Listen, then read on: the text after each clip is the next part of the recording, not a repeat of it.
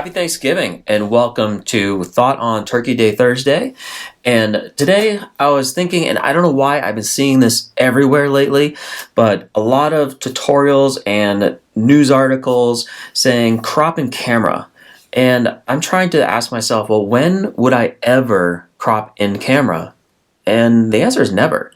Because what I would do is I would compose in camera and maybe even change my mode to say from 4:3 to 3:2 or 4:3 to 1:1, which would be a square crop, compose in that mode and then switch it back to full frame, take the shot, go back to post, and then edit it down in post.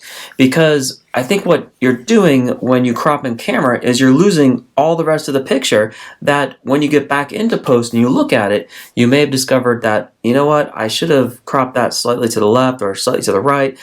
And so now, having shot at a full frame, I have the entire frame to crop my square image. And so one of the things, though, I do also think is that most camera manufacturers, they will create and allow you to have a grid, which are basically these squares all throughout. So you can basically kind of compose a little bit using the grid. But I think it would be really nice if, say, Nikon or Canon, they created a few other grid overlays. And grid overlays for these cropping points. That is my thought on Turkey Day Thursday. Please post some comments below about what you think about cropping in camera versus waiting and cropping in post. Would love to start a discussion down here, hear your thoughts.